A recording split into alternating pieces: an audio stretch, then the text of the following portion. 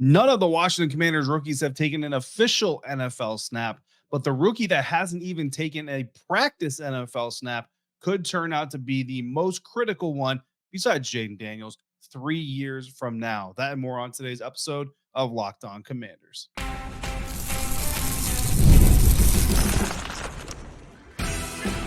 You are Locked On Commanders, your daily podcast on the Washington Commanders.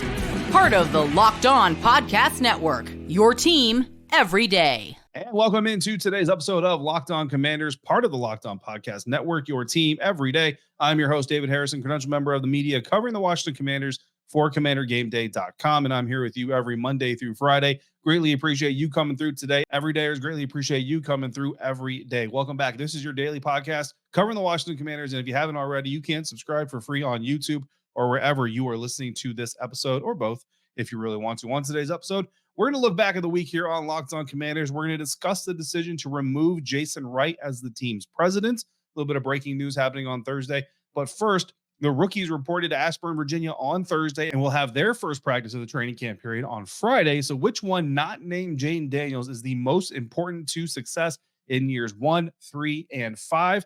We're diving into that today. If you want to discuss all of that, share your opinions on all of that, of course, or discuss anything else Washington Commanders related, all you got to do is send me a text message. Go to joinsubtext.com/LockedOnCommanders today. Become a Locked On Commanders insider. From there, you can text me your thoughts, your analysis, your links, your questions, whatever you really want to, and I will respond to you in kind. You'll get bonus content, inside information, and live text from practices, press conferences, games, all kinds of good things going on over there. No hashtags, no downloads, no filters. Just join subtext.com/LockedOnCommanders to get started today. Today's episode is brought to you by LinkedIn Jobs, which helps you find the right qualified candidates you want to talk to faster. Post your job for free at LinkedIn.com/LockedOnNFL. That's LinkedIn.com/LockedOnNFL to post your job for free. Terms and conditions apply.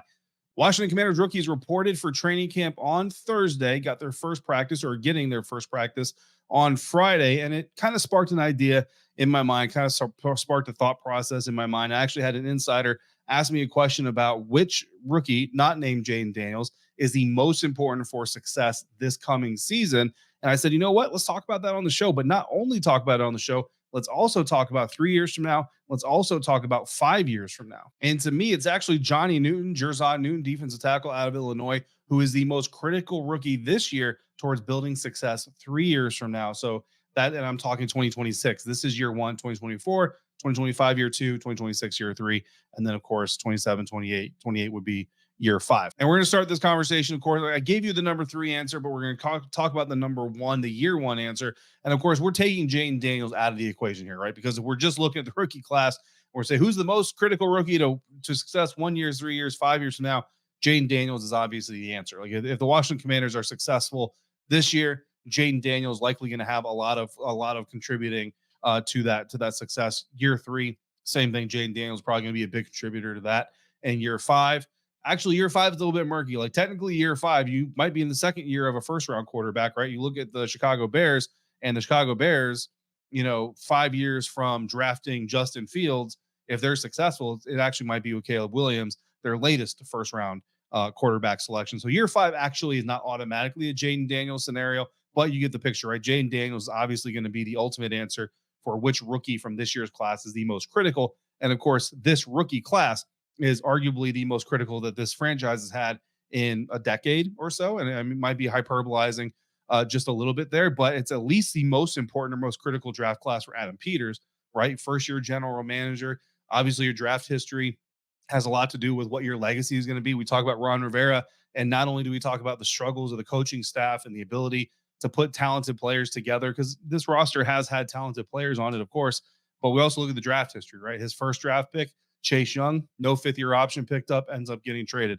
His second first-round draft pick, Jamin Davis, 5th-year option declined. His third first-round draft pick, Jahan Dotson, if he has this year this year like he had last year, probably not looking at his 5th-year option being picked up. His last first-round draft pick, Emmanuel Forbes, arguably one of the worst rookie seasons of the entire first class last year. So obviously Ron Rivera's draft classes just from those first-round picks alone. Now, granted, there's some studs in there. Brian Robinson Jr. certainly is a guy that you appreciate Ron Rivera drafting and all those things. But those first-round draft picks, I've spoken to GMs before who kind of said, like, you want to hit in the 3rd, you want to hit in the 5th, you have to hit in the first more often than not. You can't go over in the first round and succeed in the National Football League. And you look at Ron Rivera, and quite frankly, he's 0 for 3 in a lot of ways, at least in his first round draft picks for the Washington Commanders. He's only got 4 shots at it.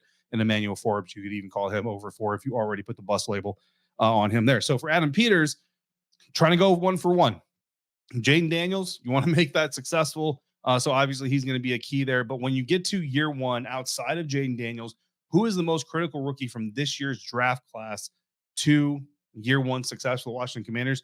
To me, it's cornerback Mike Sainristil. I think Mike Sainristil, when you look at the entirety of the class, and I know there's some really impactful players like Johnny Newton, for example, Ben Sinnett, Brandon Coleman, Luke McCaffrey, right? All of these guys could certainly play a role.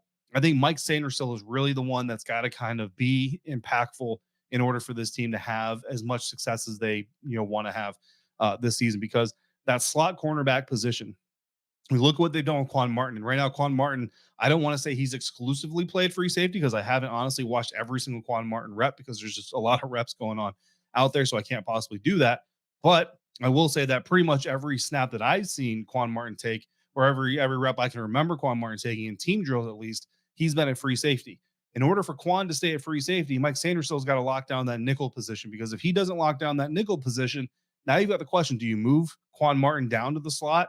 Do you make Mike Sainristil a safety, right? Trevor Sikkema of PFF on yesterday's episode kind of talked about Mike Sainristil potentially having some flexibility of being a safety type or being that nickel corner type, all those things. And if you move Quan Martin down and Mike Sainristil isn't ready to be even a safety, do you put Percy Butler in there, right? So there's a trickle down effect. Whereas if Mike Sainristil is solid and able to be a reliable nickel cornerback for this team and be that slot defender for this team, then you can keep Quan at free safety, and it kind of just pushes everything down, right? The guy that would be the starter behind Quan is obviously going to be part of that depth. He's a rotational piece now. You can kind of keep him fresh and do all those things. So I think that really, when you look at all the pieces on this defense, a lot of important new pieces, but when you look at the rookies in this thing, if Mike Sainristil falters, then it kind of has a trickle down economic type of impact on the rest of the defense, where it can kind of soften some things, especially in the secondary.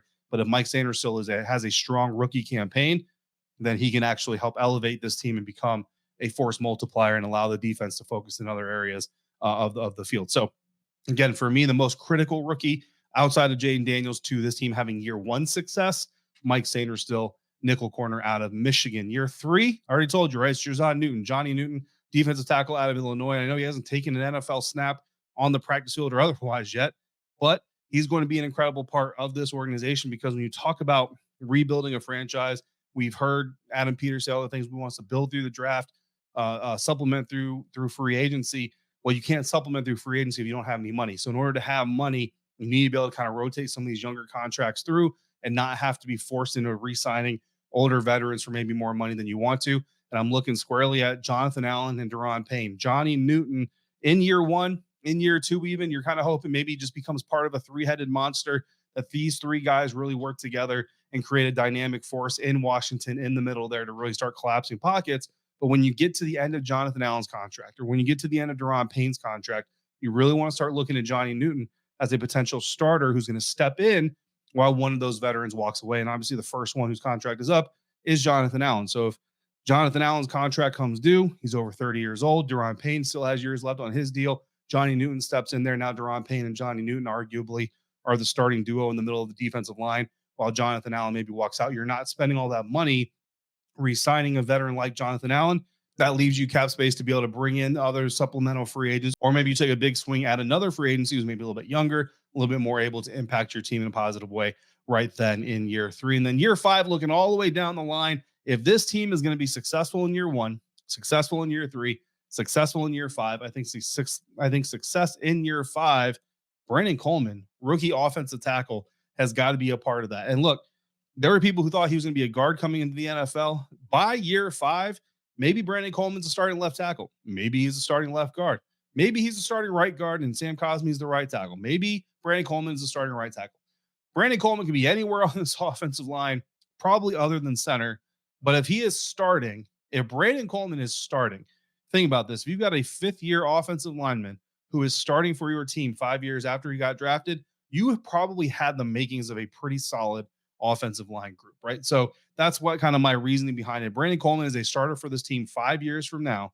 Then that means that he is a part of an offensive line that's probably built to protect Jayden Daniels, protect whatever quarterback, hopefully Jayden Daniels, but protect whatever quarterback is standing behind that group. So year 5, my most important, my most critical rookie to team success is Brandon Coleman. And of course, that's rookies this year, next year, and all that stuff will continue to stack on to them. So the rookies reporting to training camp in Ashburn, Virginia on Thursday was part of the big news coming from the Washington Commanders organization, but it wasn't the only news. Nikki Javala of the Washington Post revealing that Jason Wright has been removed as the team president of the Washington Commanders, and more moves are coming. That is coming up next on today's episode of Locked On Commanders, part of the Locked On Podcast Network, your team every day. Today's episode of Locked On Commanders is brought to you by eBay Motors. Passion, drive, and patience. What brings home the winning trophy is also what keeps your ride or die vehicle alive. eBay Motors has everything you need to maintain your vehicle and to even level it up to peak performance. From superchargers, roof racks, exhaust kits, LED headlights, and more. Whether you're into speed, power, or style, eBay Motors has got you covered. With over 122 million parts for your number one ride or die, you're always going to find exactly what you're looking for. And with eBay's Guaranteed Fit, your part is guaranteed to fit your ride every time, or you get your money back, because with eBay Motors, you're burning rubber, not cash. With all the parts you need at the prices you want, it's easy to turn your car into the MVP and bring home that win. So keep your ride or die alive at ebaymotors.com. Eligible items only. Exclusions apply. eBay Guaranteed Fit, only available to U.S. customers. Today's episode of Locked On Commanders is also brought to you by LinkedIn. When you're hiring for your small business, you want to find quality professionals that are right for the role. That's why you have to check out LinkedIn Jobs. LinkedIn Jobs has the tools to help you find the right professionals for your team faster and for free. And LinkedIn isn't just a job board. LinkedIn helps you hire professionals you can't find anywhere else, even those who aren't actively searching for a new job, but might be open to the perfect role. In a given month, over 70% of LinkedIn users don't visit another leading job site. So if you're not looking on LinkedIn, you're looking in the wrong places. On LinkedIn, 86% of small businesses get a qualified candidate within 24 hours. And LinkedIn knows the small businesses are wearing a lot of hats, so they're constantly finding ways to make the process easier. 2.5 million small businesses use LinkedIn for hiring. So post your job for free at linkedin.com/lockedonnfl. That's linkedin.com/lockedonnfl to post your job for free. Terms and conditions apply.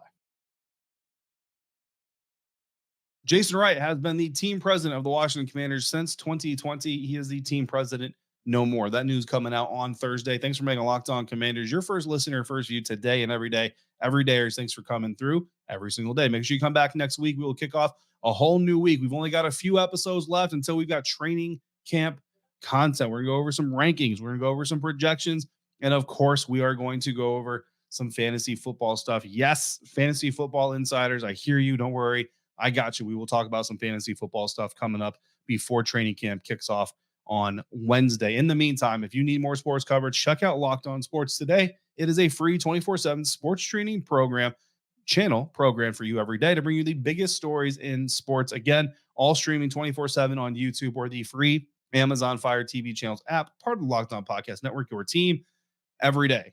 In a move that I think is equal parts removing the old regime and Josh Harris simply putting in his own people.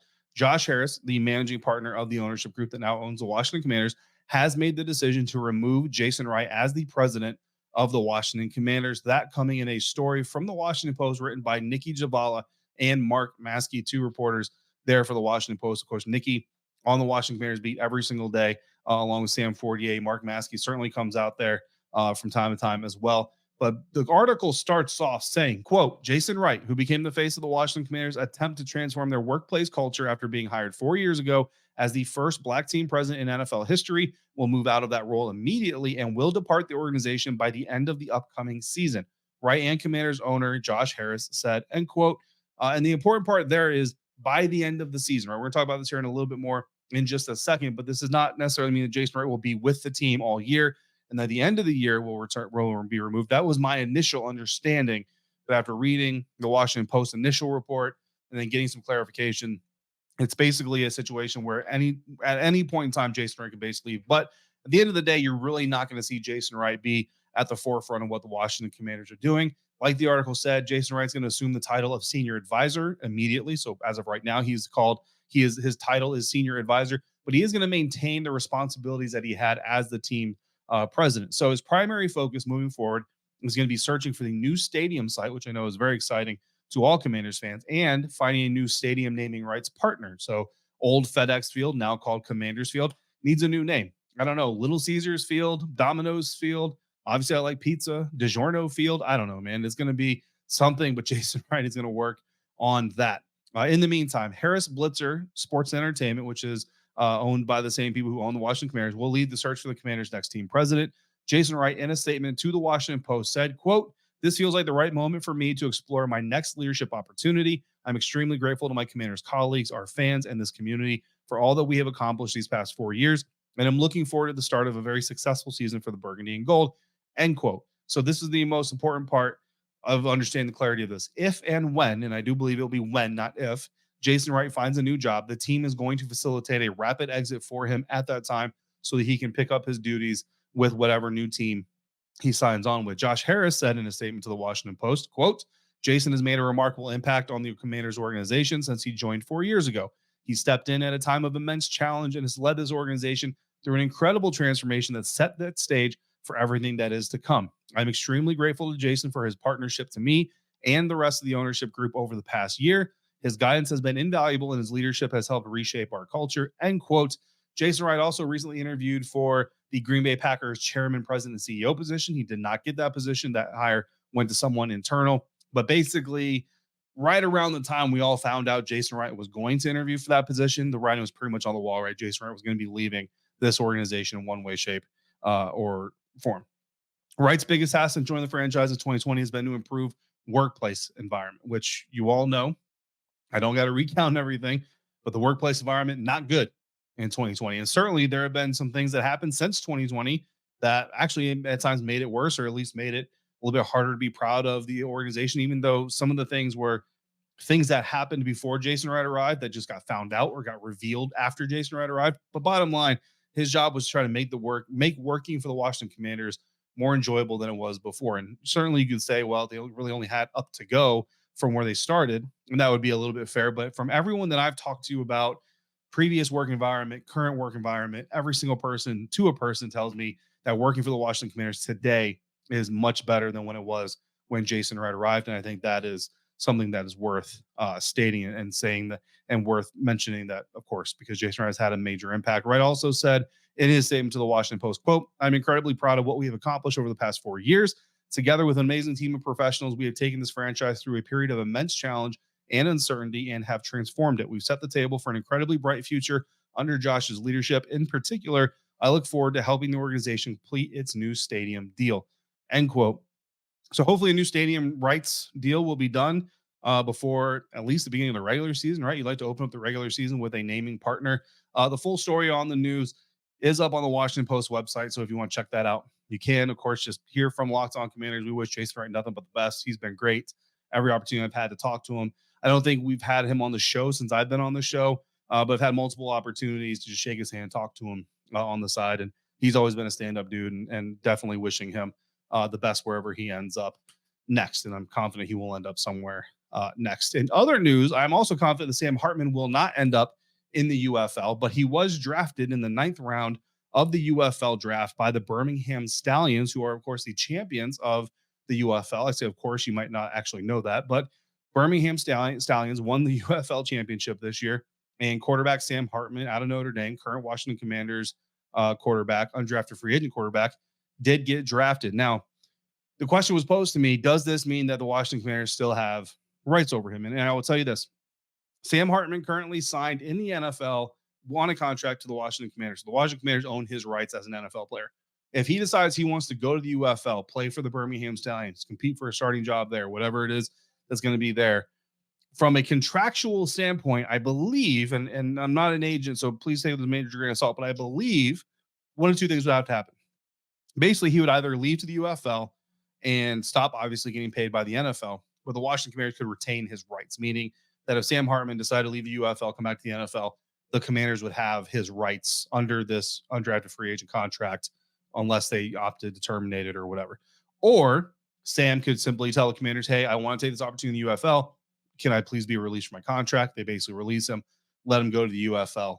and all those things. So there's really kind of, a dual way of doing this. Personally, I don't see Sam Hartman opting to leave the Washington Commanders and go to the UFL. I think what's more likely to happen is Sam Hartman completes this season with the NFL.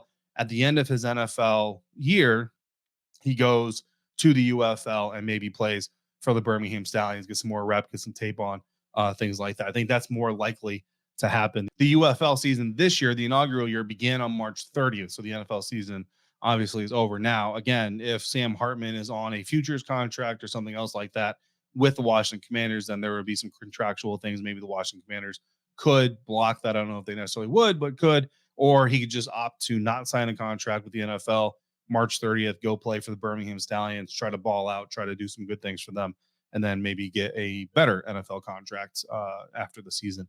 But congratulations either way to Sam Hartman for being drafted into the UFL. Coming up, we're going to wrap up today's show by looking back at the week here on Locked On Commanders, part of the Locked On Podcast Network, your team every day.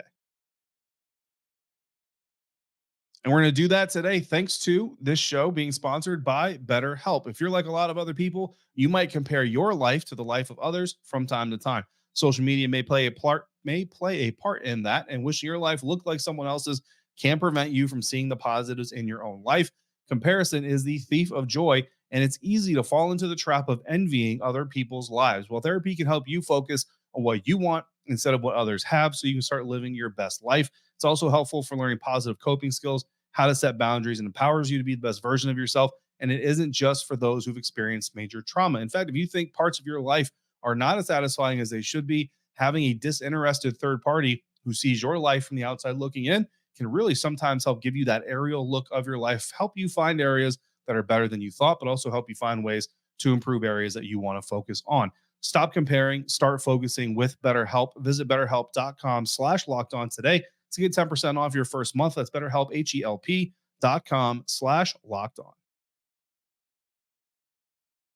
Wrapping up the week here at Locked On Commanders, looking back at the week that was in content. On Monday, we started off our week talking about legendary Washington quarterback Joe Theismann, and his stance that rookie quarterback Jayden Daniels shouldn't and also won't play a single snap in the preseason. I think most of us came away with the understanding that he's probably going to play at least a snap or two, not play no snaps. Some people in the comments, some people that text me as insiders, firmly believe that he should play all 3 games, at least a part of it. I personally came away saying that with the joint practices in the first 2 weeks of the preseason, I don't think it's necessarily crucial that he plays the first 2 preseason games, but I would like to see him play at least the first series of the final preseason game against the New England Patriots. On Tuesday, it was all about looking at upcoming college football players and the upcoming college football season and potential prospects, one per position group, that could land on the Washington Commanders draft board in 2025. Wednesday, we opened up the mailbag, answered questions about the need to identify Jayden Daniels' long-term viability. Spoiler alert, there's not a big need for it. We identified 3 more realistic training camp question expectations and took another look at the Brandon Ayuk situation in San Francisco. On Thursday, we had Pro Football Focus's Trevor Sikkema coming in to talk about pretty much everything. And he speculated that it might only take a second-round pick to get Brandon Ayuk if you're Washington, and says that Dan Quinn being hired as the new head coach is the most captivating storyline of the Washington Commanders offseason. Finally, today, with rookies reporting to training camp on Thursday, we talked about the most impactful rookies in years 1, 3, and 5, and the decision to reduce Jason Wright's position and his pending departure during or after the 2024 NFL season. Also, Sam Hartman being drafted by the UFL's Birmingham Stallions. So that wraps up the week here. Everydayers, appreciate you coming through every day this week, as always. If you came through for 1 or 2 episodes, you want to check out one of those other episodes, all you got to do is go back on the YouTube history or the stream history if you're listening to this on audio, and find those episodes readily available for you whenever you want. Coming up next week, we will talk about some positional rankings. We'll do our training camp preview. And yes, fantasy football people, with drafts super early, we are going to do some fantasy football conversation as well. In the meantime, if you got questions or comments, throw them down the YouTube comment section or text me by becoming a Locked On Commanders Insider at joinsubtext.com/LockedOnCommanders. Don't forget to also check out Locked On Sports Today, the first ever 24/7 live streaming sports channel on YouTube. And as always, thank you for making Locked On Commanders your first listen or your first view today and every day. Everydayers, thanks for coming through on a regular basis. And until we speak again, if you're out and about, please be safe, be kind, and we will see you next time for another episode of Locked On Commanders, part of the Locked On Podcast Network, your team every day.